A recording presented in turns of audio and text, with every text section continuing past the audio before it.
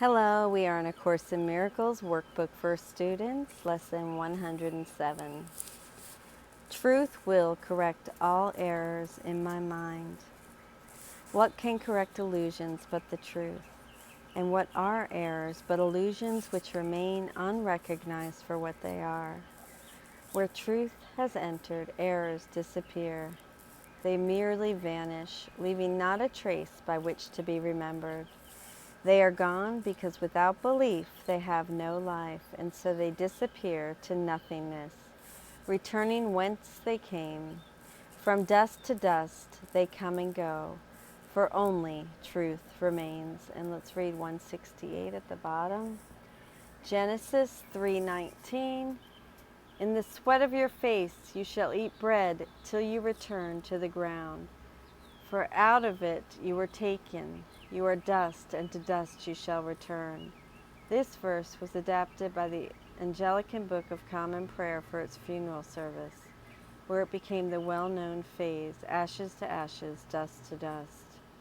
In the above reference, it is illusions, not ourselves, that came from dust and will return to dust.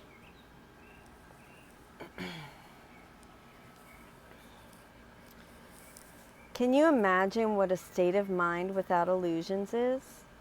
How it would feel? Try to remember when there was a time, perhaps a minute, maybe even less, when nothing came to interrupt your peace, when you were certain you were loved and safe. Then try to picture what it would be like to have that moment be extended to the end of time and to eternity. Then let the sense of quiet that you feel be multiplied 100 times, and then be multiplied another 100 more. And now you have a hint, not more than just the fainted intimation, of the state of mind, of the state your mind will rest in when the truth has come. Without illusions, there could be no fear, no doubt, and no attack. When truth has come, all pain is over, for there is no room for transitory thoughts and dead ideas to linger in your mind. Truth occupies your mind completely, liberating you from all beliefs in the infernal. They have no place because the truth has come and they are nowhere. They cannot be found. For truth is everywhere, forever now. When truth has come, it does not stay a while to disappear or to change to something else. It does not shift and alter in its form, nor come and go and come again.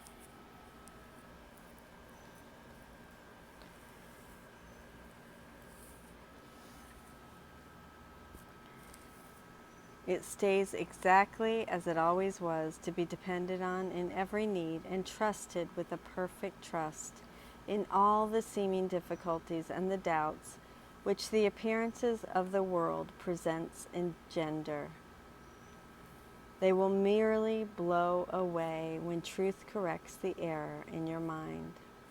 When truth has come, it harbors in its wings the gift of perfect constancy and love, which does not falter in the face of pain.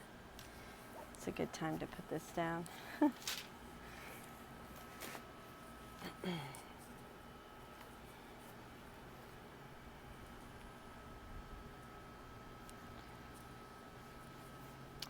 It's a beautiful lesson.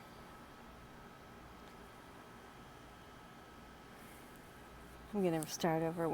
Start paragraph 5 over. When truth has come, it harbors in its wings the gift of perfect constancy and love, which does not falter in the face of pain, but looks beyond it steadily and sure. Here is the gift of healing, for the truth needs no defense, and therefore no attack is possible. Illusions can be brought to truth to be corrected, but the truth stands far beyond illusions and cannot be brought to them to turn them into truth.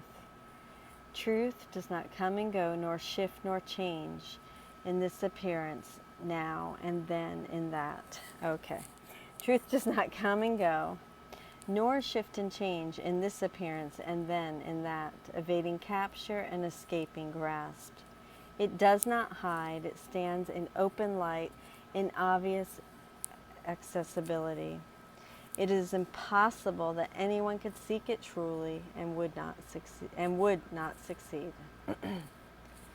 Today belongs to truth. Give truth its due, and it will give you yours. You were not meant to suffer and to die. Your Father wills these dreams be gone. Let truth correct them all. We do not ask for what we do not have. We merely ask for what belongs to us, that we may recognize it as our own. Today we practice on the happy note of certainty which has been born of truth. The shaky and unsteady footsteps of illusion are not our approach today. We are as certain of success as we are sure we live and hope and breathe and think. We do not doubt we walk with truth today and count on it to enter into all the exercises that we do this day.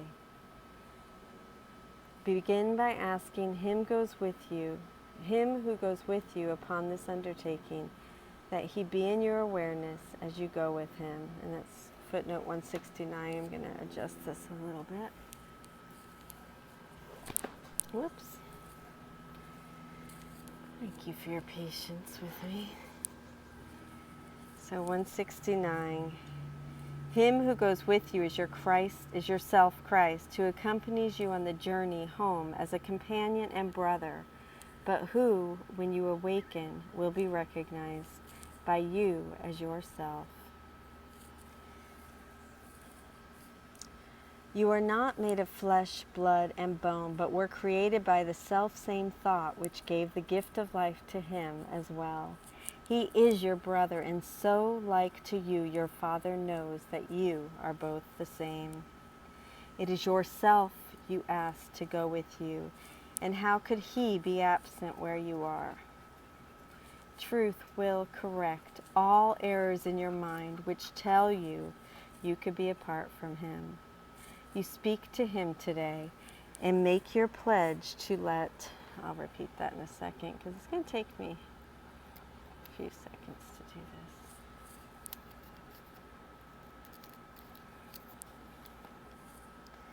You speak to Him today and make your pledge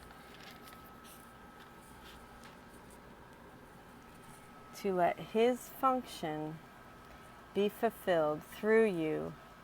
To share His function is to share His joy. His confidence is with you as you say, truth will correct all errors in my mind, and I will rest in Him who is myself. Then let Him lead you gently to the truth, which will envelop you and give you peace so deep and tranquil that you will return to the familiar world reluctantly. And yet you will be glad to look again upon this world, for you will bring with you the promise of the changes which the truth that goes with you will carry to the world.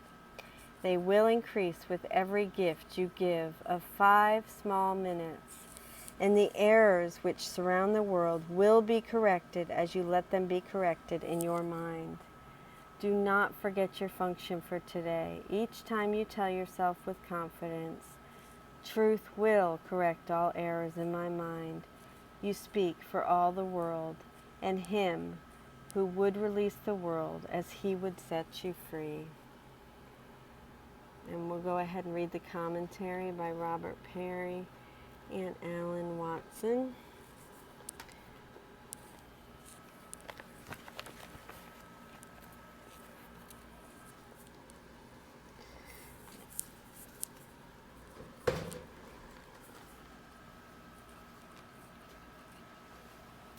Lesson 107, Truth will correct all errors in my mind.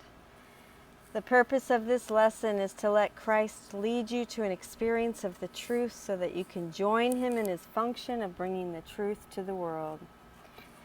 The practice periods every hour on the hour for 5 minutes, and I'll do a separate meditation. If you cannot do this, at least do the alternate, even for a minute, as long as you can, even for 10 seconds.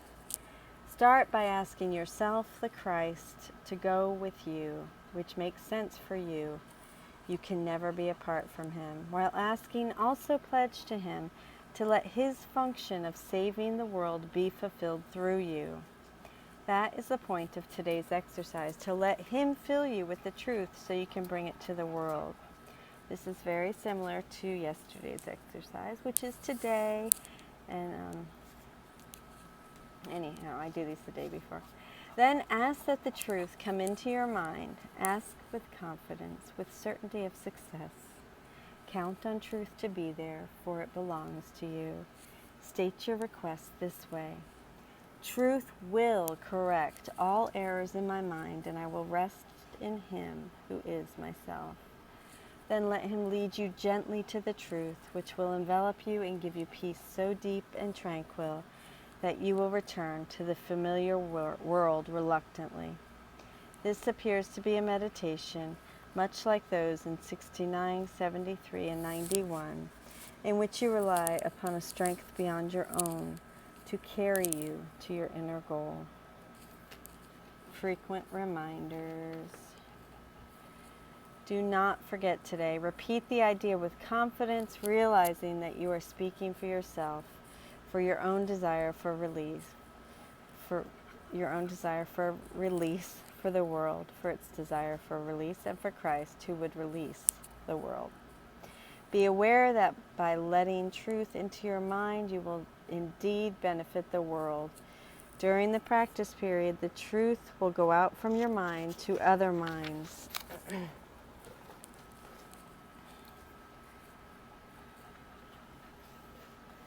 To correct their errors, and then, after the practice period, the truth will go with you as you are sent to those in need to give them the gift of truth.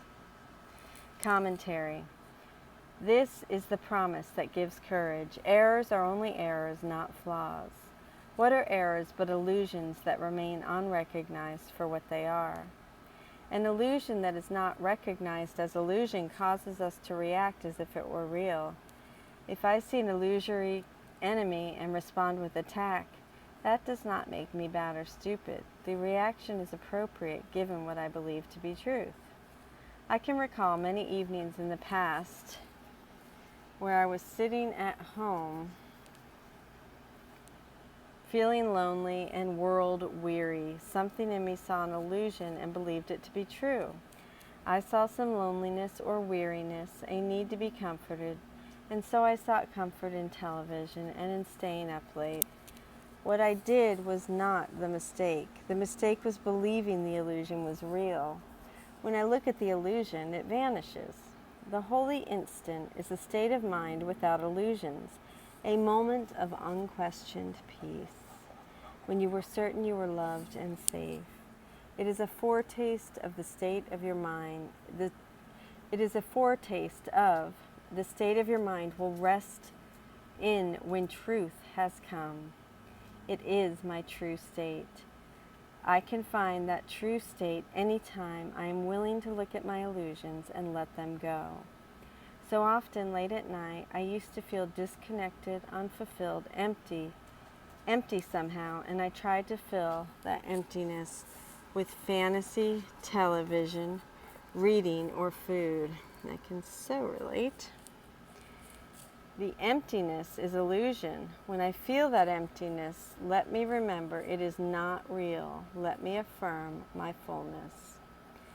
The state of mind that stays exactly as it always was without shifting and changing still seems so far away from me.